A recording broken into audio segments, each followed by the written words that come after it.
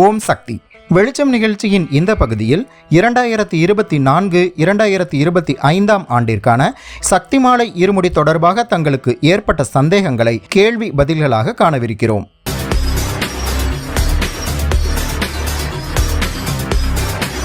ஒன்று, இந்த ஆண்டும் ஆன்லைனில் இருமுடி செலுத்தும் வாய்ப்பு உள்ளதா?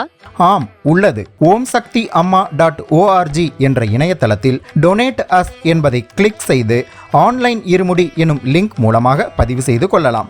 தங்கள் இருமுடி கணக்கை பொறுத்து சிவப்பு, மஞ்சள் இருமுடி பற்றி தங்கள் பெயர் விவரங்களுடன் சேர்த்து குறிப்பிடவும். தங்களுக்கான இருமுடி சித்தர்பிடத்தில் செலுத்தப்பட்டு சக்தி மாலை அபிஷேகம் செய்யப்படும்.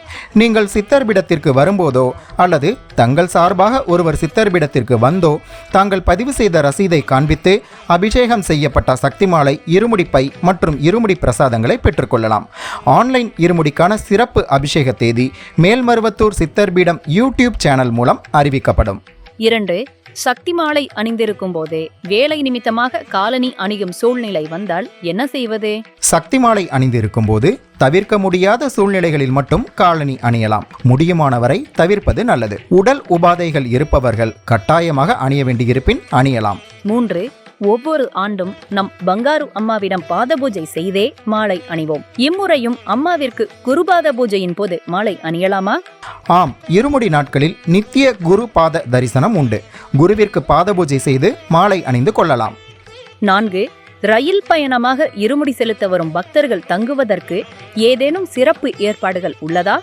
ரயில் போக்குவரத்து மூலம் சக்தி மாலை இருமுடி செலுத்த வருகின்ற பக்தர்கள் ஓய்வு எடுத்துவிட்டு திரும்பிச் செல்வதற்கு வசதியாக தங்கும் இடம் மற்றும் கழிவறை வசதிகள் சுரங்கப்பாதை அருகில் உள்ள அமாவாசை உணவு கூடத்தில் ஏற்பாடு செய்யப்பட்டுள்ளது. ரயில் வண்டியில் வரும் பக்தர்கள் இந்த ஓய்வு அறைகளை பயன்படுத்திக் கொள்ளுமாறு கேட்டுக்கொள்கின்றோம். 5, ஏற்கனவே இருக்கும் சக்தி மாலை மற்றும் இருமுடி பையை கொண்டு வந்து சித்தர் பீடத்தில் இருமுடி அணிந்து செலுத்தலாமா? நீங்கள் நேரடியாக சித்தர் பீடத்திற்கு வந்து மாலை அணிந்து இருமுடி செலுத்தினாலும் அல்லது மன்றங்கள் சக்தி பீடங்கள் மூலமாக இருமுடி செலுத்த வந்தாலும் புதிதாக இருமுடி செலுத்துபவர்களை தவிர மற்ற அனைவரும் கடந்த வருடங்களில் சக்தி மாலை மற்றும் இருமுடி பையைத்தான் பயன்படுத்த வேண்டும். 10வது இருமுடி செலுத்துபவர்கள் புதிய சக்தி மாலை மற்றும் மஞ்சள் நிற இருமுடி பையை பயன்படுத்த வேண்டும்.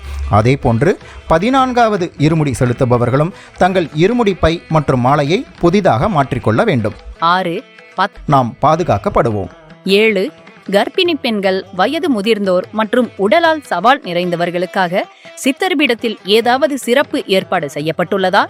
ஆம், அவர்கள் இருமுடி செலுத்துவதற்காக சித்தர்பீடம் வந்த பிறகு தகவல் மையத்தையோ அல்லது கேட் 3யில் இருக்கக்கூடிய பாதுகாப்பு தொண்டர்களையோ அணுகி எளிதாக இருமுடி செலுத்துவதற்கான வழிமுறைகளை பெறலாம். 8, சக்தி மாலை அணிந்து இருக்கும்போது நெருங்கிய உறவினர்கள் காலமாகிவிட்டால் மாலையை கழட்டிவிட வேண்டுமா? சக்தி மாலை அணிந்திருக்கும் போது நெருங்கிய உறவினர்களின் இல்லங்களில் துக்கம் ஏற்பட்டுவிட்டால் மாலையை கழட்ட வேண்டிய அவசியம் இல்லை. தவிர்க்க முடியாத துக்க காரியங்களுக்கு சக்தி மாலையுடனேயே சென்று வந்துவிட்டு பிறகு வழக்கம் போல் உங்கள் இல்லங்களில் வழிபாடு செய்து விரதத்தை தொடரலாம். 9, சக்தி மாலை விரதம் எத்தனை நாட்கள் இருக்க வேண்டும்? சக்தி மாலை அணிந்த தினத்திலிருந்து சித்தர்பீடம் வந்து இருமுடி செலுத்தும் வரை விரதம் இருக்க வேண்டும். 3, 5, 7 என ஒற்றைப்படை தினங்களாக இருக்க வேண்டும். குறைந்தது 3 நாட்கள் விரதம் இருப்பது சிறப்பு. முடியாதவர்கள் ஒரே நாளிலும் சக்தி மாலை அணிந்து செலுத்தலாம். 10, மேல்மருவத்தூர் சித்தர்பீடத்திற்கு நேரடியாக வந்து மாலை அணிந்து இருமுடி செலுத்தலாமா? ஆம், சக்திகள் தங்கள் இல்லங்களிலேயே 3, 5 அல்லது 7 நாட்கள் விரதம் இருந்து பின்பு மேல்மருவத்தூர் சித்தர்பீடத்திற்கு நேரடியாக வந்து சக்தி மாலை அணிந்து இருமுடி செலுத்தலாம். 11, மாலை செலுத்திவிட்டு இல்லங்களுக்கு திரும்பிய பிறகு என்ன செய்ய வேண்டும்? இருமுடி செலுத்திவிட்டு இல்லங்களுக்கு திரும்பும் போது வீட்டிற்குள் நுழைவதற்கு முன் திருஷ்டி சுற்றிவிட்டு உள்ளே நுழைய வேண்டும். பிறகு கை கால்களை சுத்தம் செய்துவிட்டு வீட்டில் உள்ள பெரியவர்களின் கைகளால் மாலையை கழட்டி வீட்டில் உள்ள ஆன்மீக குருவின் திருவுருவ படம் அல்லது திருவடி படம் அல்லது அன்னையின் திருவுருவ படங்களில் மாட்ட வேண்டும். யாருடைய மாலை என்பதை அறிந்து கொள்ளும் விதமாக ஏதாவது அடையாளம் வைத்துக் கொள்வது நல்லது. ஒரே குடும்பத்தைச் சேர்ந்தவர்களாக இருந்தாலும் அடுத்த வருடம் மாலை அணியும் போது ஒருவருடைய மாலையை மற்றவர்கள் அணியக்கூடாது. பிறகு குளித்துவிட்டு சித்தர்பீடத்தில் வழங்கப்பட்ட அரிசியை கொண்டு சர்க்கரை பொங்கல் செய்து அன்னைக்கு படைத்து வழிபாடு செய்து சக்தி மாலை விரதத்தை நிறைவு செய்ய வேண்டும். 12, சக்தி மாலை அணிந்து சித்தர்பீடம் வரும்போதோ அல்லது மாலை செலுத்திவிட்டு வீட்டிற்கு திரும்பும் போதோ மற்ற ஆலயங்களுக்கு செல்லலாமா? சக்தி மாலை அணிந்து விரதமிருந்து நேராக சித்தர்பீடம் வந்து இருமுடி செலுத்திவிட்டு பின்பு நேராக தங்களது இல்லங்களுக்கு செல்வது சிறப்பு. இருமுடி செலுத்திய பலாபலன்களையும் புண்ணியங்களையும் மற்ற இடங்களுக்கு சென்று சிதறவிடாமல் நேரடியாக இல்லங்களுக்கு திரும்ப வேண்டும் என்பது நமது ஆன்மீக குருவின் அருளுரை. அதேபோல் இருமுடி பயணமாக சித்தர்பீடத்திற்கு வரும்போதோ அல்லது இருமுடி செலுத்திவிட்டு இல்லங்களுக்கு திரும்பும் போதோ தேவையில்லாத பொழுதுபோக்குகளில் ஈடுபடுவது கூடாது. சினிமா பாடல்களுக்கு நடனமாடுவது, அதை பதிவு செய்து சமூக ஊடகங்களில் பதிவிடுவது போன்ற செயல்களில் ஈடுபடுவது கூடாது.